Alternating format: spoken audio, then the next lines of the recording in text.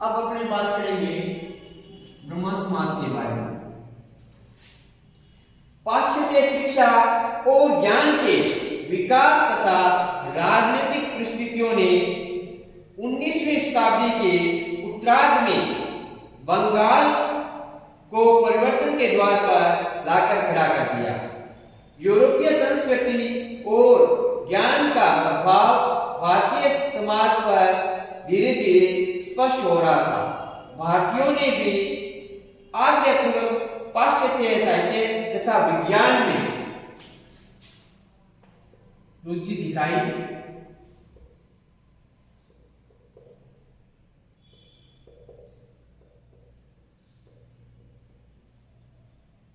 धीरे धीरे करके भारतीय पाश्चात्य प्रभाव से प्रभावित हो रहे थे।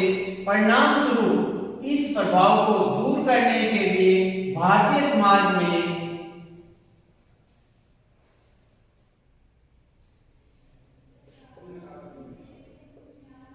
धार्मिक व सामाजिक आंदोलन हुए, जो कि पाश्चात्य शिक्षा से भारतीय समाज को बचाना चाहते थे।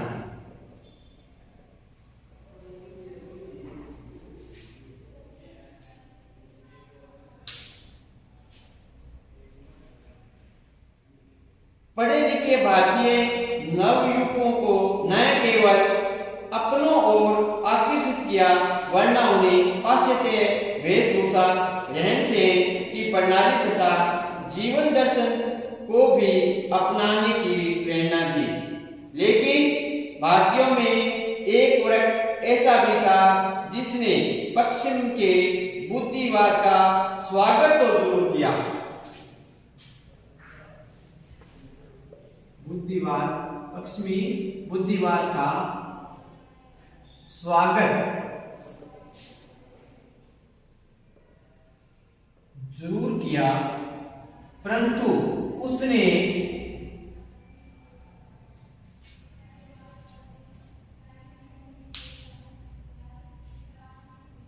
भारतीयों के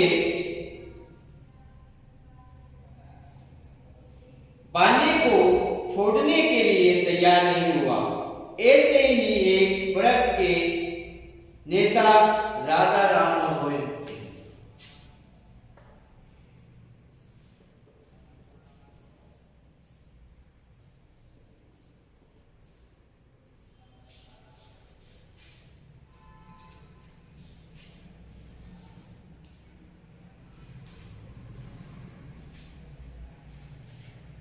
जिन्हें आधुनिक भारत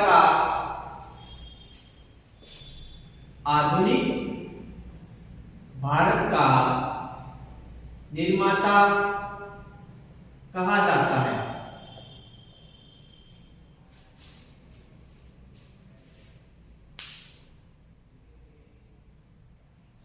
राजा राममोहन रॉय ने पाश्चात्य ज्ञान के आधार पर हिंदू धर्म तथा समाज में परिवर्तन लाने का कार्य शुरू किया।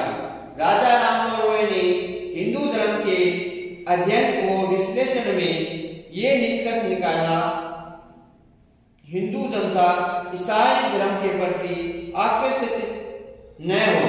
धार्मिक तथा सामाजिक सुधारों के माध्यम से राजा राममोहन रॉय ने हिंदू समाज के विघटन में से बचाना चाहते थे। इस प्रकार के उद्देश्य से प्रेरित होकर राजा राममोहन रॉय ने ब्रह्म समाज नामक संस्था की स्थापना की। ध्यान देने योग्य बात यह है कि राजा राममोहन रॉय ने किसी भी संप्रदाय की स्थापना नहीं की थी। वे तो अपनी ब्रह्म समाज संस्था द्वारा हिंदू समाज में केवल सुधार लाना चाहते थे।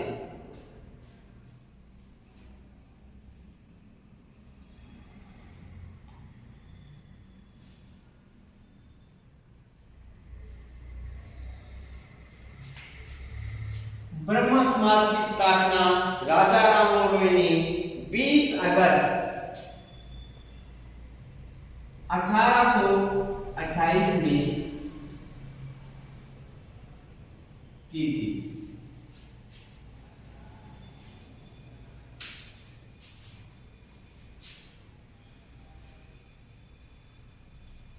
अब अपने बात करेंगे राजा राममोहन रॉय का प्रारंभिक जीवन परिचय।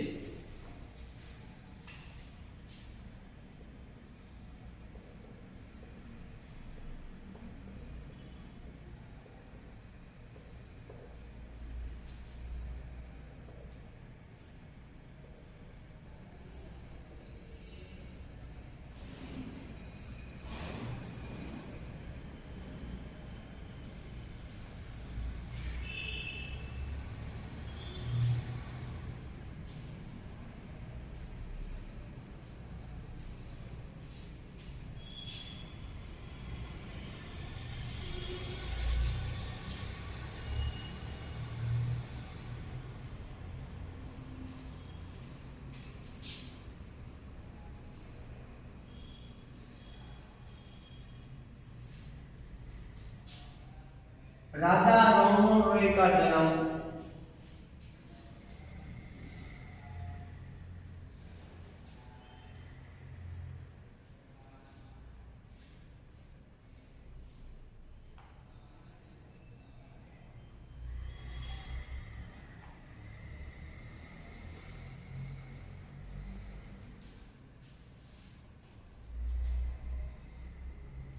22 मई 1773 ईस्वी को पश्चिमी बंगाल के राधानगर गांव में हुआ।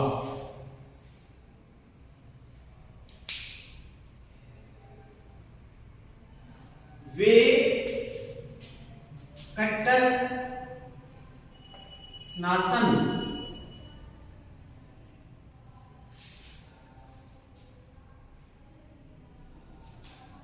धर्मी परिवार से संबंध रखते थे।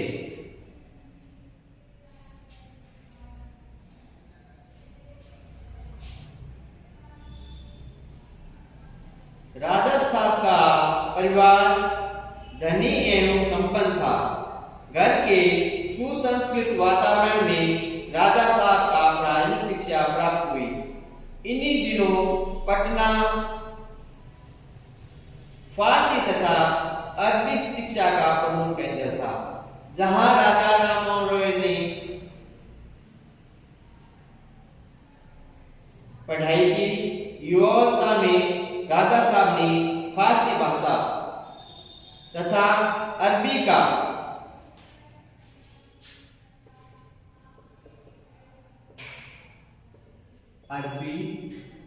फारसी, अंग्रेजी,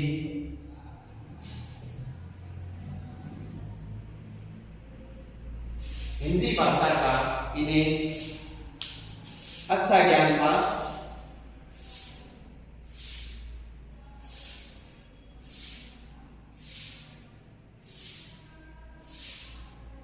परिणाम स्वरूप उन पर इस्लामी संस्कृति का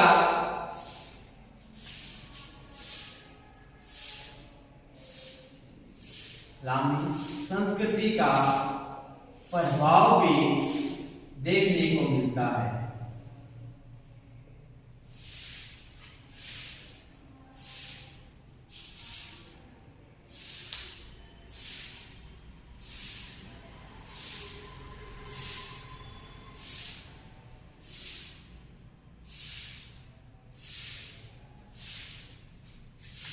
राजा राममोहन रॉय को राजा की उपाधि अकबर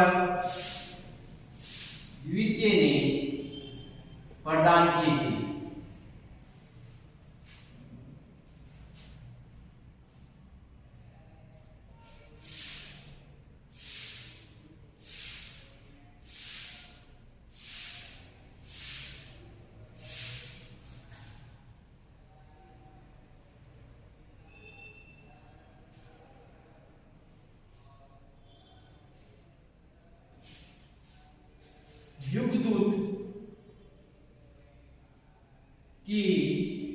उपाधि सुभाष चंद्र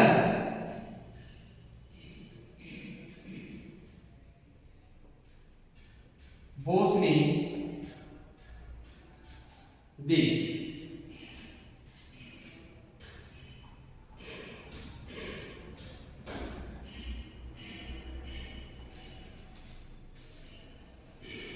भारतीय राष्ट्रवाद का जनक भी राजा राममोहन रॉय को कहा जाता है। इसके अलावा आधुनिक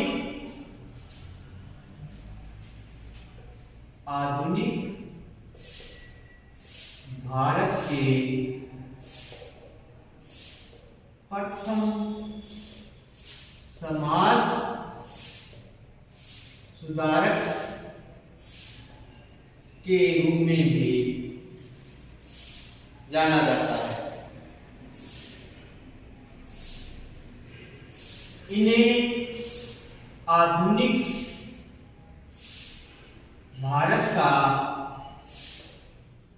पिता भी कहा जाता है।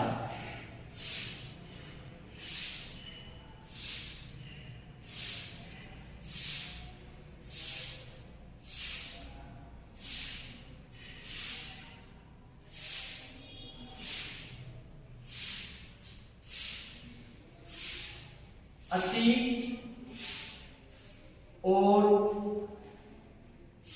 भविष्य का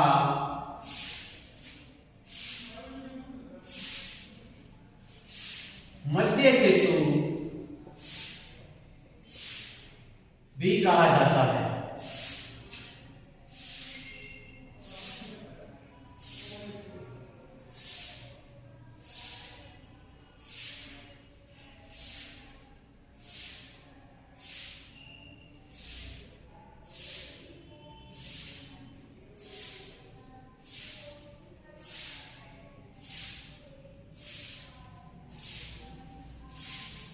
प्रथम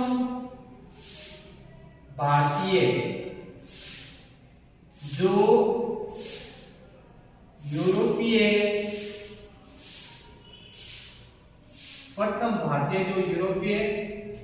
धरती पर समुद्री यात्रा द्वारा वहां गए।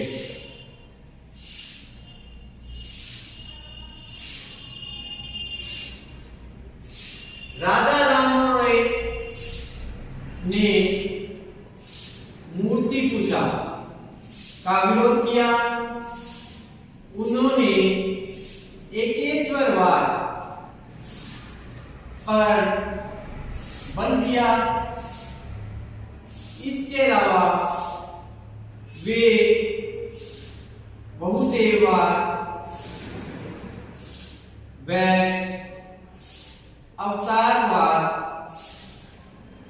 के विरोधी थे।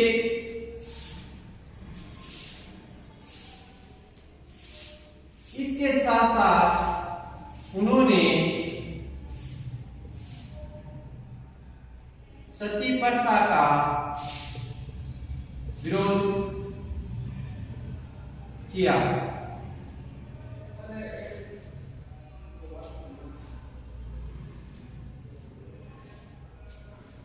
सती प्रथा कानून 1828 में विलियम बेंटिंग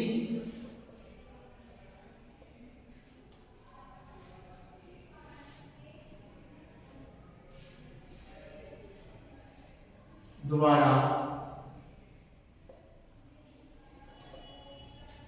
सती प्रथा कानून 1828 में विलियम बेंटिंग द्वारा बनाया गया, जिसमें सहयोग राजा राममोहन रॉय ने किया था।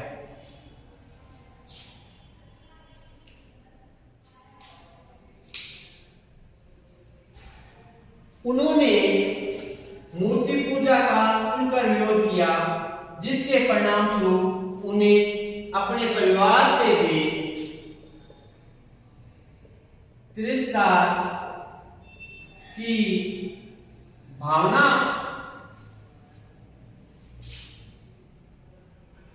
मिली।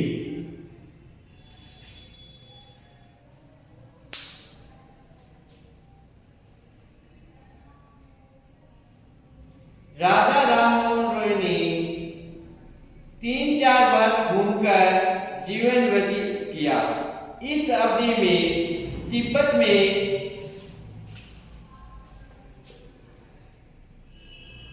गए, वहां पर बौद्ध धर्म के संपर्क में आए। वहीं पर उन्होंने बौद्ध धर्म ग्रंथों का भी अध्ययन किया, किंतु राजा साहब को बौद्धिक विकास इससे शांत नहीं हुआ। वाराणसी जाकर उन्होंने संस्कृत के बौद्ध संस्कृत ग्रंथों का अध्ययन वाराणसी में भी किया।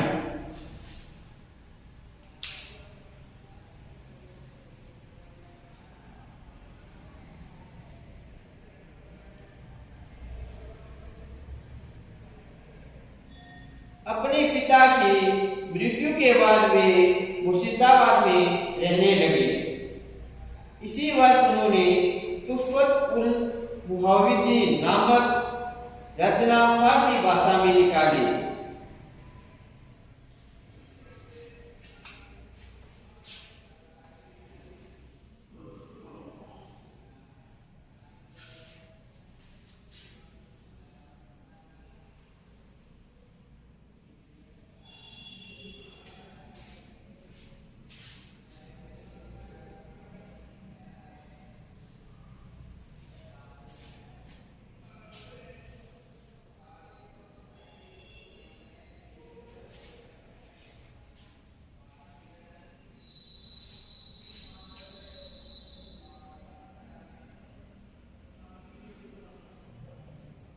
तुफ़त उल मुवाहिदीन नामक रचना फारसी भाषा में इन्होंने निकाली,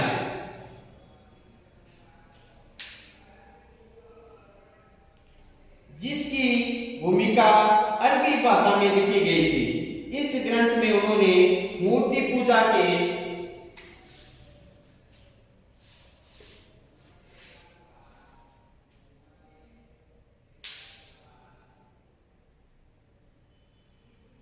विरोध में अनेक तर्क दिए तथा सभी धर्मों के अंधविश्वासों को न मानने का आग्रह किया।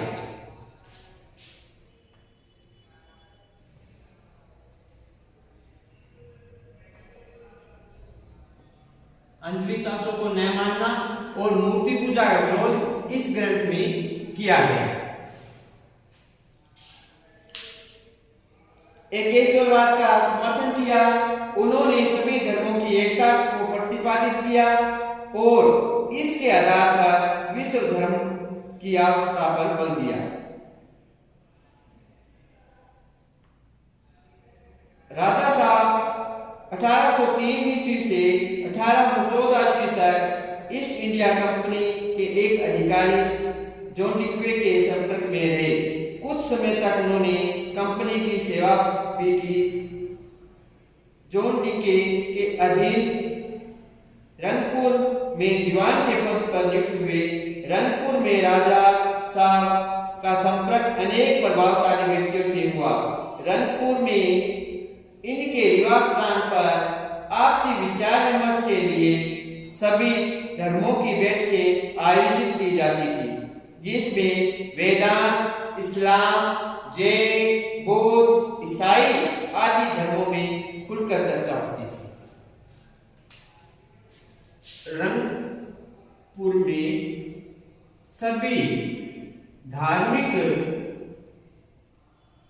बैठकों का आयोजन होता था, जिसमें सभी धर्मों के बारे में खुलकर चर्चा होती थी।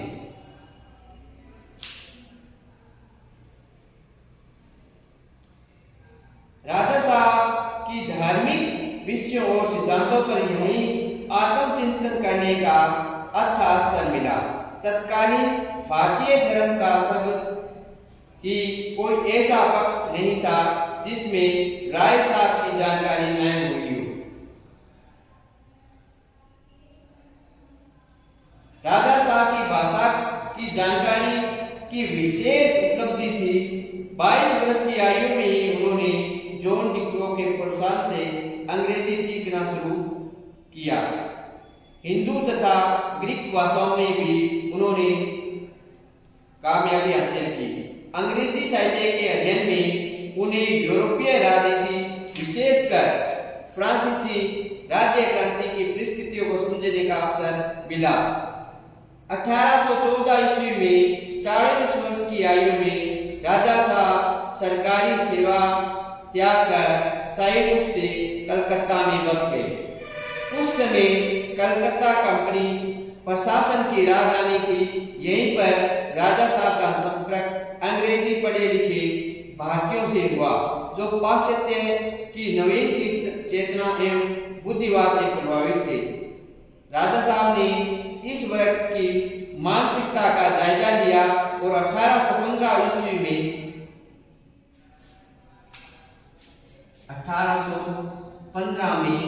आत्मीय सभा का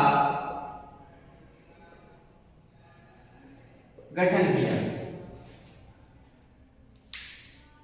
जिसके तत्वाधान में सप्ताह में एक बार बैठक होती थी।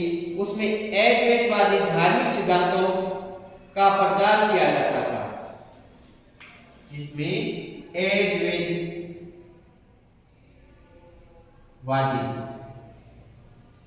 विचार था।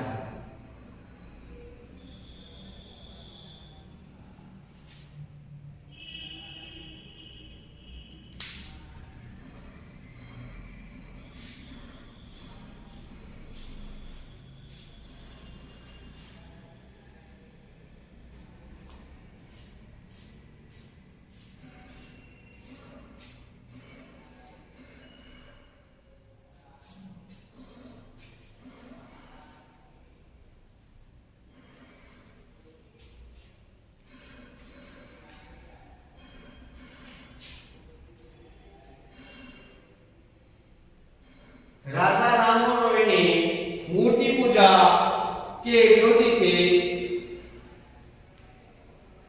उनका ये विरोध समय समय पर लेखों निबंधों के द्वारा प्रकाशित होता था।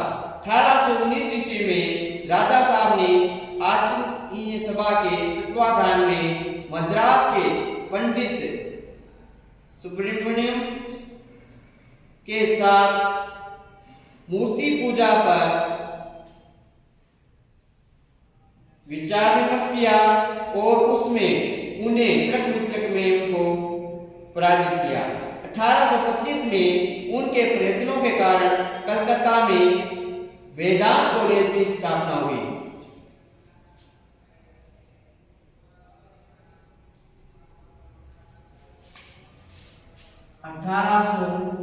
ईस्वी में वेदांत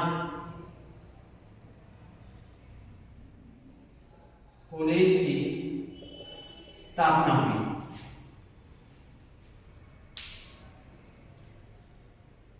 जहां अद्वैतवादी सिद्धांतों का प्रचार किया जाता था। राजा साहब उपनिषदों के अद्वैतवादी सिद्धांतों से प्रभावित थे, इसलिए उन्हें भारतीय दर्शन की बातें अन्य धर्मों के सिद्धांतों को अपेक्षा कहीं अधिक अच्छी लगती थी।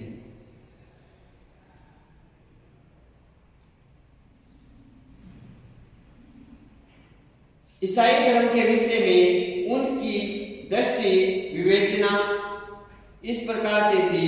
एक बार राजा साहब को ईसाई धर्म में दीक्षित करने का प्रयत्न कलकत्ता के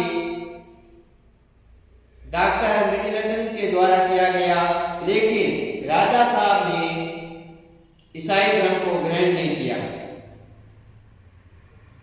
राजा साहब ने एक पुस्तक लिखी जिसका नाम था the precept of Jesus, the guide to peace and happiness.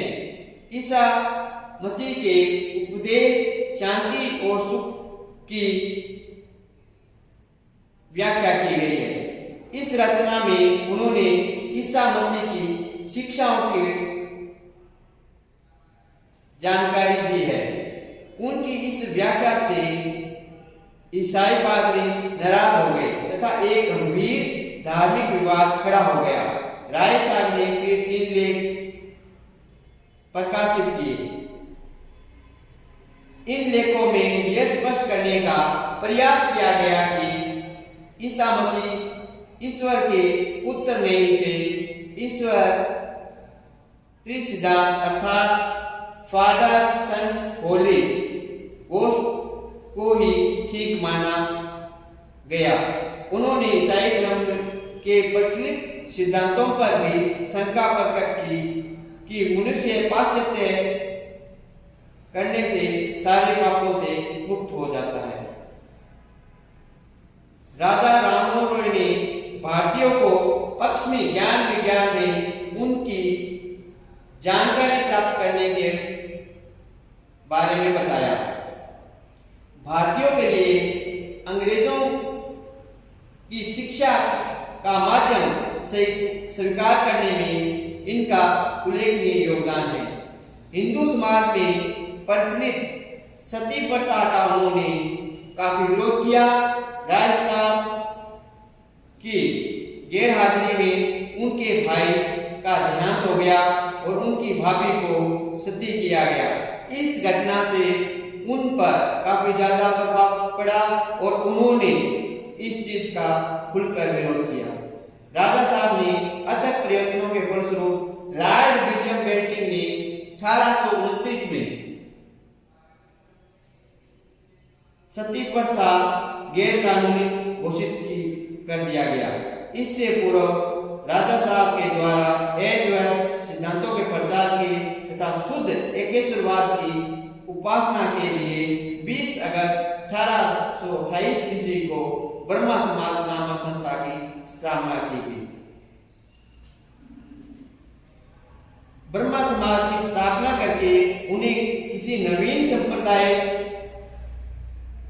को खड़ा नहीं किया, बल्कि सभी धर्मों का उन्होंने सम्मान किया।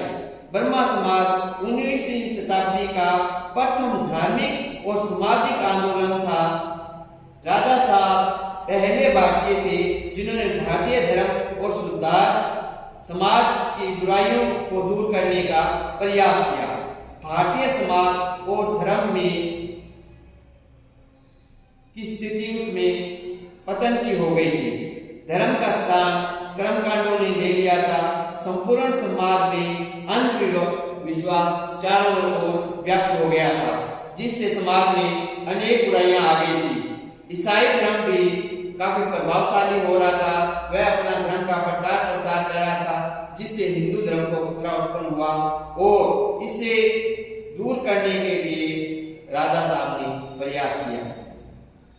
इससे अन्य सुधारकों को भी बल प्राप्त हुआ। ब्रह्मा समाज की स्थापना के 2 वर्ष बाद राजा मोहन रॉय विलायत गए और वहीं ब्रिस्टल में 27 सितंबर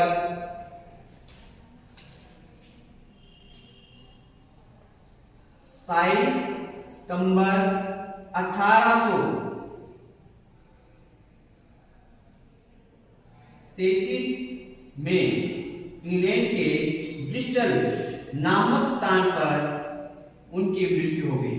वे अकबर द्वितीय